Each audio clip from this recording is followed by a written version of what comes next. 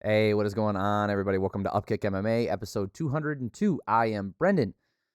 1FC on Prime 5. I don't like the naming convention, but that's what we're going to go over. So, Reinier de Ritter taking on Anatoly Malykhin for the light heavyweight world championship. Kade Routolo, Matheus Gabriel for the lightweight submission championship, as well as the rest of the main card. We're going to cover that stuff here. If you're looking for the UFC stuff, that's going to be in the next couple videos. Let's get started. So, real quick before we do get started, if you like MMA, you like podcasts about MMA, you like fight breakdowns, that kind of stuff, I cover 1FC, Bellator, PFL, UFC, 2 or 3 videos every single week, breaking everything down. Subscribe to the channel so you know the next video is coming out. Okay, so main event here. Let's get this damn camera to focus. Okay, main event. Reinier de Ritter taking on Anatoly Malykhin. Malykhin getting the finish in the first round. So how this ended up taking place here. Anatoly landed a right hand really early that gave Ritter some pause. Okay, so Anatoly moved in for a little bit of clinch work in the middle of the cage. De Ritter was avoiding it well. He was using kicks a little bit, but then he just, it seemed like he never got going. De Ritter did a good job with the clinch and using knees in the clinch. So anytime they were in close, he was keeping it close. Clearly, he was trying to avoid damage at range, even though he was the rangier fighter. I think technically, they had the same reach, but their legs are different because Ritter is taller. Ritter fell down at one point. It wasn't directly because of a shot, but he didn't want to get back up. Malykhin landed a couple kicks to his butt as he was down and then backed up and welcomed him back up to his feet. And the referee said, "Come on." And he didn't get up. I hate that shit. You should immediately be disqualified. Not disqualified. You should lose the fight. It should be a TKO for not responding to the referee. I'm blanking on what the actual call would be. And it's like answering the bell almost, like in between rounds. If you don't answer the bell to start the round, the fight is waved off. Should be the exact same thing. You don't get a warning. You get or told multiple times. You get told to get up. And if you're not immediately working your way up, even if it's slowly and you're playing a game, again, not my favorite thing, but hey, veterans are going to veteran. If you do that, you're fine. If you don't immediately get up, you should be TKO. You should be done. That should be it. No, get up, and then a second time, get up. None of that. Okay? There is no argument otherwise for me. There's none. I can't think of a reason why that is okay. Because essentially you're stalling, you're cheating, and you're directly disobeying, the orders of the referee.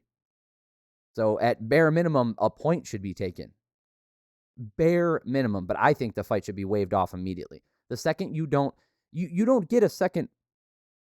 It's not even a warning.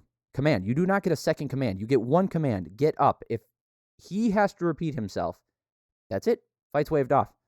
And you might say, oh, well, there might be some premature. Fine. They're going to learn real fucking quick, aren't they? Real quick. These idiots and these assholes who want to play around on the ground, like what happened a couple weeks ago with that guy butt scooting like he was a dog with an itchy butthole around the octagon, trying to get the other guy to engage. Dan Hooker, when Dan Hooker was, beating the shit out of him, right? Remember that? He should have been disqualified immediately. Okay? It would have stopped that real quick, wouldn't it? And everybody was talking about how terrible it was and how dumb it was. Well, it wouldn't have happened. Either he would have been TKO'd or the fight, he would have gotten up immediately and probably also TKO'd or KO'd because he was sitting down there to avoid this stuff. Anyway, I didn't like that. I don't know his character or anything like that. I don't think this was like a ploy. I think he was just hurt. Right. And again, that's another good reason to stop it. This isn't an assassination on Ritter's character here, or to say that he was playing some game or trying to get extra time to recover any of that. I really just think he was kind of, he took a lot of damage and he was like, oh, well, I really don't want to continue, so I'm going to slowly work my way back up here. And maybe, moved a little bit in slow motion because, he was damaged. So again, I'm not saying Ritter's a bad guy or he was doing this maliciously. I just think that that's another good reason to stop the fight. If the guy is so hurt that he can't respond to your commands of get up now, then the fight's over. Anatoly was landing uppercuts when Ritter was exiting the clinch or lowering his head. So Ritter was doing I'd say decent job, but he got caught by too many overhand rights. He was moving his head, right? And one of the moves he would do was duck his head down like that. And a lot of fighters do it. And every time he would do it, Anatoly would catch him with the uppercut. And then anytime they would get into the clinch or Ritter would try to clinch with him and then exit, his head would go down on the exit and Anatoly would punish him with a couple uppercuts. Malykhin was Malykhin was digging to the body really, really hard, and it was starting to take its toll on him. And then Ritter was taking so much freaking damage here. I'm going to try and play this. Let's see if it works. Let's see if this works here. This is the first time I'm trying this. I also hope I don't get pulled from YouTube for this. I don't know why I would be. God dang. Where the heck is it? Whatever. Okay, let's try right here. Okay. And that's when they're not moving at you. Dude, that was bad enough right there. And then he didn't stop it immediately, and he had to come in here. And look, he goes right out. Oh, rough stuff, man. I'm not saying that was a bad stoppage, like it was too late. I think it could have been stopped. It wasn't not a bad stoppage. I think it was fine. I just think that one shot that put him down, he was clearly out of it, and the guy stepped in, and you even heard the bell ring. Like they ring it. They're like, oh yeah, the fight's over. Oh, they're going to let this go, huh? Okay. So a little bit weird. Dude, Anatoly hits hard, man.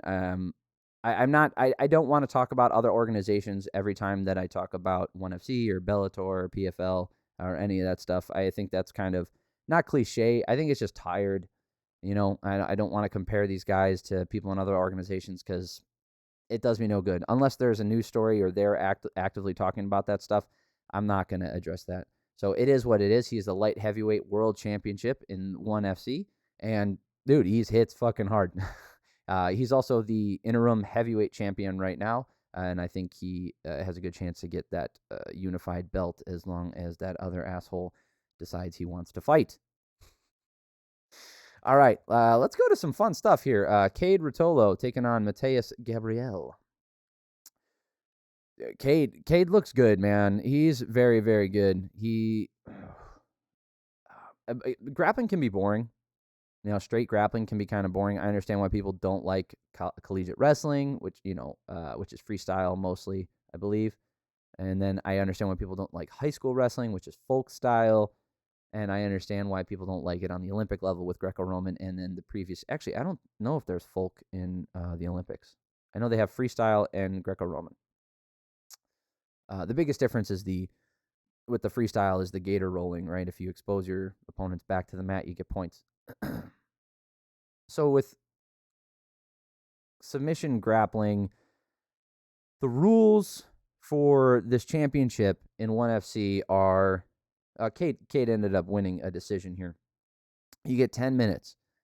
Okay, you get 10 minutes to get a submission, or it goes to, I guess, the judge's scorecard. So the winner is determined by either A, you get submitted, or B, whoever had the most legit submission attempts. Now, that second one came into play here because it was a relatively long. It took the full 10 minutes, and Gabriel was using oh my God. So Kade got a big lift and a slam immediately. And then Matheus was using leg lock attempts to try and get position. Kade stayed on top, and then he was able to reset. No submission attempts. Neither guy had an attempt for the first 4 minutes. Remember, there's only 10 minutes in here. Kade did a somersault and rolled onto the ankle, which created the first real attempt. Ankle lock, heel hook, whatever you want to call it, because the submission was it wasn't ever close or anything, but it was the first real submission attempt. He had the first locked in submission attempt. So that was one for him. Gabriel was really kind of playing a fucking game. So every time they would stand up, he wouldn't engage. He wanted to be the one on his back. But you're not allowed to just go to your butt and invite the other guy into guard. You can be penalized for that. So you have to grab them and pull them into your guard.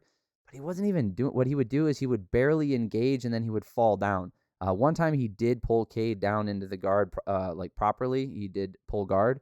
But most of the time he was just being, playing a game where he would touch Kade and then fall backwards. So technically not breaking the rules.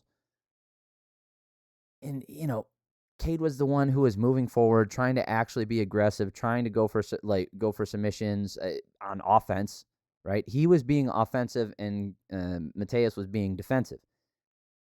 So in a 10-minute match like this, unless your opponent, if you're going to be the defensive one and you're going to play counter grappler, I don't know if that's a term, I'm going to use it. So if you're going to play counter grappler,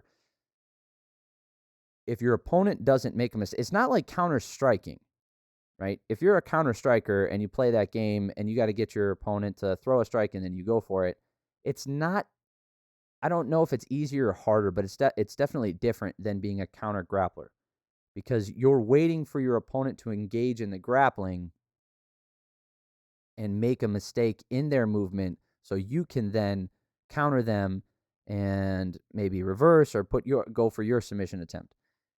And because of that, you end up with this kind of thing where Kade is so good that he was actually inviting this stuff. He was sticking his knee. He was actively giving him his hips and sticking his leg in between the legs of Matheus, saying, here, grab my leg, go for it. Just trying to create something so he could get in there and do something himself because Matheus was being ultra defensive. He wasn't making any movements. He wasn't really going for anything. He wasn't putting himself out there, didn't expose himself. So Kade was purposely doing those things and putting himself in less than advantageous positions.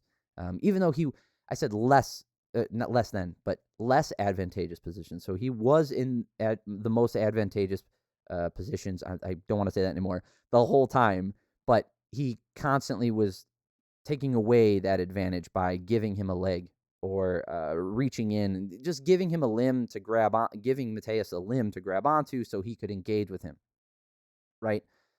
So he was he was being aggressive so he could counter because Matheus was being so defensive. And then Kade scored again with a grab of the heel. He locked up the heel. Just again, it was momentarily, but he got it. And at the end, Matheus he went for a guillotine, but then Routolo rotated off to the side, and there was no real attempt there. He was looking at the judge like, hey, give me points. Nah, dude, you spent 10 minutes, a majority of it on your back, trying to play footsie. And this isn't demeaning. This is not meant to be demeaning of the skill of grappling or the sport of jiu-jitsu or submission grappling or anything like that. This is actually more to this specific fighter and this technique, because if you're doing this stuff, you have to understand that unless you are going to actively be creating the scrambles or creating these situations, creating these roles, if you're not going to be the one who's actively doing this stuff and you're waiting for your opponent to create something for you, you can't be mad when that doesn't happen after 10 minutes. And you have to understand that this isn't a winning. I mean, for him, apparently he's only got two losses in grappling as a black belt, and he's got 30-something or 60-something, 30-something wins in the past couple of years or something like that. And he's a great grappler. Obviously, he didn't get submitted by Kade, so he's a great grappler. It's just this technique isn't going to be as successful in this format, right? If this is a timeless format and it's a submission only, well, maybe this is more successful then. And it's just an adjustment you have to make to this time frame. Okay, let's see if this one works. Point right now. Yeah, that's the roll that he made. That's the roll he did to lock up that heel. Like I said, was it really there? Was he really doing a heel hook right here? Super close to a knee bar? Probably not. I mean, I'm not as nitty gritty with the grappling and jiu-jitsu as some other folks out there. So you could educate me on how close that was, but how close it was doesn't matter. It's the fact that it was there. There was a submission attempt, period. Okay. He did have the opportunity to get a submission, whereas Matheus did not the entire fight. So cool, man. I like the way that they're doing this stuff. I think they might be able to make a couple tweaks to make it more interesting, because I feel like if you don't have someone like Kade who's constantly moving forward and willing, like if you had two guys like Matheus out there, eesh, you guys want to watch that? Do you guys want to watch two Matheuses out there? I don't think so. I don't think that's going to be fun to watch. And I understand. If you're a grappler and you love jiu-jitsu and you love the nitty-gritty and you want to say, like, well, MMA is boring sometimes too. I get it. I'm just saying there might be some tweaks that they can make to the format to cater it more towards the viewers when someone like a Kade isn't out there. I don't know what they are offhand. I haven't really put any thought into it, but I believe there is a way to do that. All right. Roberto Soldic versus Murad Ramazanov. Okay. A1FC. Maybe get your guys some better cups. I know the fighters get to choose their cups. What the heck is with this focus? Focus on me, not the mic. Good grief. Okay. I understand that they get to pick their cups. The fact that we've had two contests in the past month, calendar month anyway, that or not calendar month, like the last 30 days or so, that have ended because of a nut shot is not great. So Murad ends up kicking him in the nuts, and then the fight gets waved off. But Murad got the takedown relatively early. It was back up into the clinch, and then there was a nut shot from Murad. So there wasn't much going on there. I do have some comments on what occurred afterwards. Let's see if we can actually see. You guys hear that? That was flat. Oh my God. So bad. Oh, that noise. God, that hurts just hearing it. Okay. Real quick, and then we'll move on to the first two fights on the card. So, because this one's isn't going to be about the fight, it's going to be more about the foul, obviously. So Murad was throwing his hands up and screaming, "Let's go!" About 3 minutes into the waiting period. Obviously, there's the set 5-minute time frame that you have to recover from any foul, and whatever. They're 3 minutes, 4 minutes into it, whatever. Murad's over there throwing up his arms, saying, like, "Come on, what that? Oh, okay." You don't get to do that. You committed the foul. All right. I may not have been this aggressive against some guys that I like. I don't know. I'm just gonna state this now, and this is how I feel most of the time about this. So if I haven't stated this in the past exactly, or I haven't given the same unified message, forgive me. But I can't remember everything that I've said on these things that are hours long. But I will tell you that a nut shot like this, when it is your fault, any foul, when it's your fault, you do not get to complain. Now, there are situations when you can tell your opponent is maybe playing it up and doing those things. Great. That's not great. The foul is occurred and a guy is playing it up. That's not what's great. You just got to deal with it, man. You committed the foul. It's not even like it or not. You committed the foul. You control your tools, whether it happened unintentionally, whether they spread their legs apart to welcome the nut shot or the knee into the nuts. It doesn't matter how it happened. A foul occurred, and you were the one responsible for the foul. Okay. Same thing that happened with Corey Anderson and Vadim Nemkov a few months ago when he headbutted him on the ground. Did he intentionally do it? No. In fact, Vadim Nemkov moved Corey's arm out of the way, throwing off his movement, and he fell forward with his head. He wasn't even trying to move his head down. He was trying to throw the elbow. That was just unfortunate. I was upset a few weeks ago after the rematch, not because of the foul that had occurred. It's just because of the money situation and the bonus. So we often look past these things, these fouls, especially nut shots. Eye pokes, sometimes we look past, but we often look past these things. And I was thinking, there could be an argument made that a nut shot is as bad or worse than an eye poke. Let me explain. So, obviously, you need your eyes. Unless you're Michael Bisping, then you only need your eye. One eye, good. So, look eye. Always look eye. Sorry, I just watched Cobra Kai. If you get poked in the eye and you only have one working eye in a fight and you're compromised, constantly blinking, you can't see out of, that's horrible. It's really, you're compromised. Absolutely. But when I said, that's what I'm trying to explain here, because I didn't say it's worse. I said it's as bad, if not worse, right? Depending on the severity of either foul. But I think a nut shot is as bad, but we often look past it or wave it off because it's not something we can see, right? You don't see a guy getting poked in the eye and then him blinking and, he's not able to. It's different. And for the guys out there, which is going to be most people who watch MMA, it's just statistically speaking, the MMA viewers are like 88, 89, 90% male. If you've never been kicked in the nuts, awesome. I really mean that. I hope you never experience that. It's awful. It's fucking awful. But depending on how old you are, statistically speaking, you've probably been hit in the nuts with something. A ball, a foot, a punch, a knee, the edge of a couch, a bike seat, a bike handlebar. Okay. I'm just picking out examples in my life. But that's what I'm saying is you've probably been hit in the nuts at least once. And we can often be, once the distance between the time between that event or that damage that was done to you, as it increases, you can, one or two things can happen. You can always remember it being worse, or you can remember it being, not that bad. But the actual feeling that you get when you're kicked in the nuts is something that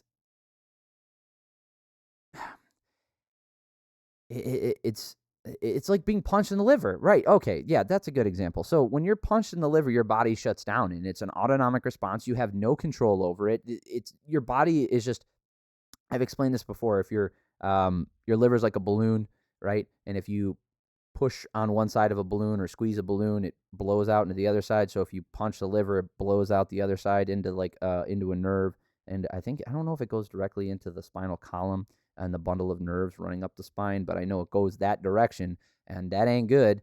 And it hits a spot that sends a signal to your brain like, shut it down. Shut it all down. That's bad. Whatever just happened, we need to protect it. That's why instantly everybody, it might not even be painful, which, I mean, I've been hit in the liver before. I know what it feels like. It's not the same kind of pain as getting kicked in the nuts or anything, but it just shuts your body down and you have no control. It's the same thing. When you get kicked in the nuts, it feels like they're in your stomach or in your throat. And no matter what you do, all the jumping you can do, all the sitting on your back and kicking your feet, moving your shorts in and out, trying to jostle them around, dude, it feels like they're not where they're supposed to be. And when that happens, it can sap your cardio in a couple ways. One, because you're thinking about something and not thinking about breathing properly or the fight. I mean, that's a more complicated, in-depth one. But then there's the two simple ones. One is, you're not breathing because you've got pain in your stomach, so you're not taking deep breaths. It hurts. There's a whole bunch of the stuff that goes with that, with number two. But then the third one is your stomach is now compromised. Getting hit in the gut hurts more after you've been hit in the nuts. I know it seems weird, but it does.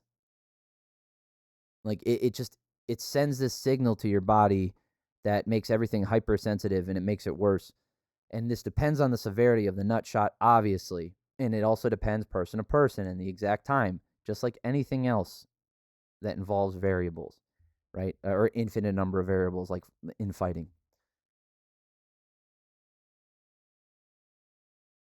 This this just demonstrates to me that this one and the John Lineker one, his cup broke. John Lineker's did. That there is a discussion that is never had. I tried doing it for a year when I was doing this podcast, that I tried to mention every time there was a nut shot and keep track of who ended up winning that fight.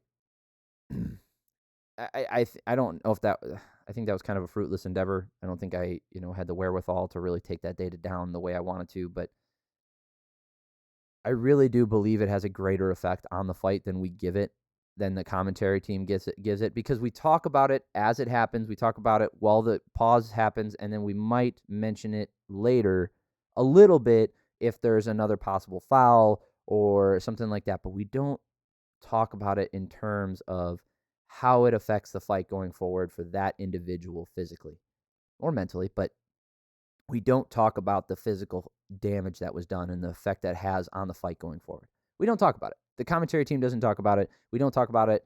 Analysts don't talk about it.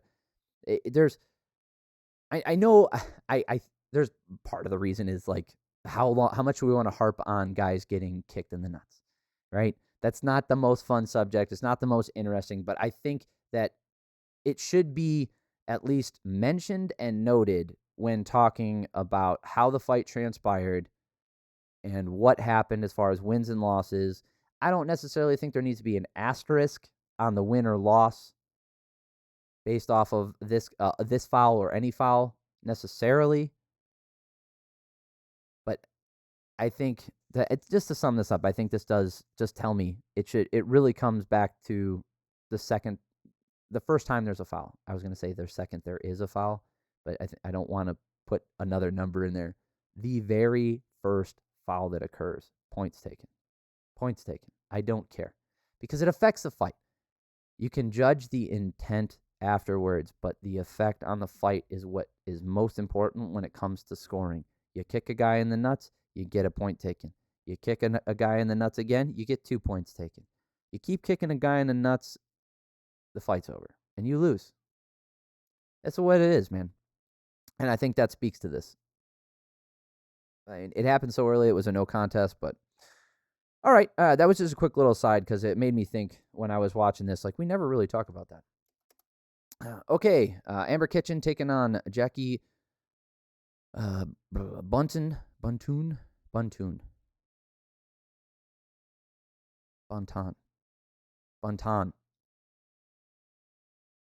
think it's Buntan. Damn it, not Buntoon. Look how you spell her name. It's Tan. Buntan. I'm an idiot. Anyway, Buntan gets the unanimous decision here.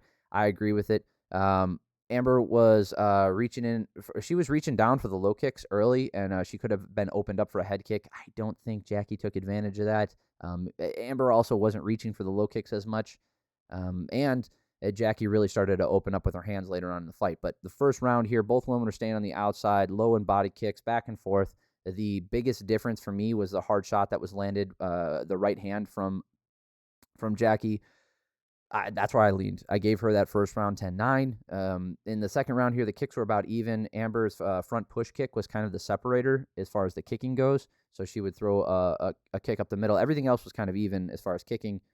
And then Buntan, she just had way more power in the hands. Maybe it's not even the power. I wrote down like might not even be her power. It's just she's more willing to throw combos when she's in punching range. So Amber moves forward, but she didn't. She did this in the last round too. She wasn't landing anything as significant because every time she would step in and she would put herself in that position. I actually gave the second round to Amber. I felt like she did like it was close, and you could give it to Buntan. It was close enough. I had it 19-19, but it was super close. I thought there wasn't something so significant that it weighed, tipped the scales in any one direction. And the fact that Amber was moving forward a lot and landing a decent amount of strikes, I felt like there was a good argument that she won that round. And then in this last round, Buntan got the knockdown with the long combos. So she was throwing these hooks in her 4 or 5 piece combos, and that's where she was landing them. It wasn't ruled a knockdown. But like here, so this is what I want to speak on. So Amber wasn't capitalizing when she was pushing. So when she was making her forward push and her pressure, she was trying to implement her pressure on Jackie. She would move in, press her forward, get her or press her back, get her against the cage, and then she wouldn't do that last step. Right? She would throw a couple things. She would throw a leg kick or something, and then she would exit. And she would throw her hands, but she wouldn't enter fully. It's like she wasn't fully committed to the engagement. Like she would move in, like it's like she just didn't want to be there. She's like, and then try to exit. But she wasn't landing anything significant when she was in there, especially with her hands. Her hands just were not there in this fight. She might have landed a couple punches, but nothing significant, in my opinion. In this last round, Jackie was just way more tuned in. She just was in the zone, landing well. Like her hands really started to go. She was landing the fourth and fifth shots of her combos, doing damage, and Kitchen just wasn't able to keep up. Let's see what the highlights show here on this one. Oh, that was the knockdown that wasn't ruled a knockdown. And I mean, you can let me know what you thought about in the comments down below. I don't know. I wouldn't say that was a knockdown. I would say that it was a trip, just because it wasn't a clear shot that knocked her down, even though she did land on her when she was falling down. So if you said that was a knockdown, I'm not mad. That's fine. It's just I didn't, after watching the replay, I didn't think it was. I think it was a good call by the ref. All right, Daesung Park versus Lowen Tynanes. This fight was pretty good. I'm just kidding. It was kind of boring. No, I mean it. It was pretty good. There was some there was some decent exchanges in moments. A split decision, huh? Oh boy. Okay, Lowen ends up getting the win here, but Park was landing low, like really hard low kicks, but he just wasn't following up. He wasn't setting them up either, so he was missing a few. He would just throw them naked and just not land anything after or before. Lowen was following a lot, and he wasn't cutting off the cage. Lowen he had this gorgeous double leg. He got the transition to the back. And here's the thing. In this first round, he spent 2.5 minutes on his back and going for submissions. That doesn't put him way out in front as far as damage or winning. I know they don't judge the rounds individually. They judge the fight as a whole. So in my opinion, I thought Tynanes was doing enough to try and finish that fight where he's winning the fight, even though Park was doing more. He might have done more physical damage early on. Maybe you could say that Park did enough damage to outweigh. I just don't think he did enough damage to outweigh being in such a bad position and such a bad spot for half of the first round. He landed probably like 7 or 8 good low kicks, and that was it. He wouldn't land anything so significant that you didn't rock him or anything like that. So who was closer to finishing the fight more often? Probably Tynanes, but it was close enough to where anything that happens in the second round could easily flip it back. So in the second round here, Park and Lowen were playing around with each other, taunting. My guess is that's what this is. With him. Yeah, at one point he's looking at him, making fun of him, so then he goes down here. Yeah, so then they're playing around. Right. That was the most interesting thing that happened. Park was being warned. Park was being warned for backing up and not engaging. So one of the things that was happening that was measurable that you can watch is Park trying to play counter striker or counter fighter as he's circling the outside of the cage, and Lowen was following him. Like I said, in the first round, he's following. He wasn't cutting off the cage well, and he wasn't diving in like an idiot or just running into him trying to get countered. So he was trying to be patient himself, but he was the one moving forward more often than not. As far as like the damage goes, I would say, Park landed a little bit more damage in this round as well. But the thing is, he didn't land that much either. And at one point, Lowen actually went for a takedown and got split open due to a headbutt, so that does not count as damage. Park was, like I said, Park got warned for backing up and not engaging. So that should tell you how the fight was going. Lowen got a takedown and he pressed Park up against the cage. This was only with like 30 seconds left. And then Park used a head toss after they got back up, and then he flipped Lowen down on the ground, but then Lowen ends up getting the back because that's what happens when you do a head toss. It puts yourself in a bad position. So he actually ended the round on Park's back again. So how would you say this round or this fight has gone so far as damage goes? Who's really winning? If you said it was Park, fine. I would say it's about even. If you have Park up a little bit, that's fine. If you have Lowen up a little bit, that's fine. There wasn't something so significant in either way other than the control in that first round for Lowen. So in this last round here, Lowen got the takedown really early, and he had his back the entire time. Lowen held position for the entire round. So if you go and look at this fight as a whole and grade it on a whole like you should, Lowen was in control most of the time, and he was going for submissions. He had the back. Were any of the submissions close? No. But did Park do anything significant to put it back in his favor? I would argue no. One of the judges doesn't agree with me, but I would argue no. Because he had his back for over 5 minutes. I think close to 6 minutes, because I think it's 3.5 minutes of the last round and 2.5 minutes of the first round. So for 6 minutes of a 15-minute fight, he was on his back. Lowen had Park's back, right? That's the best position you can be in on the ground. Like in there, period. I think it's the best position you can be in. It's better than mount.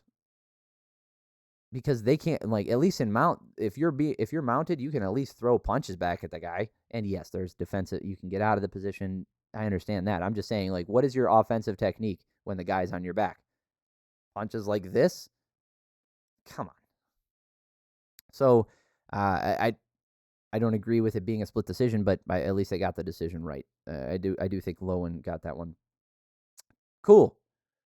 All right, that is it. So like I said, if you're looking for the UFC stuff, that's going to be in the next couple of videos. I appreciate you.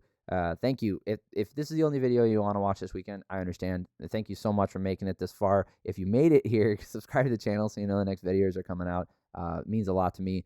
The engagement's been great, but like people actually talking back and forth. I know it's not a ton, and I'm not getting millions of comments. I get that. I really do enjoy people engaging, talking about fights. I love this stuff. Thank you for spending your time here, taking your time here. It means a lot to me. I hope you have an amazing week. I love y'all.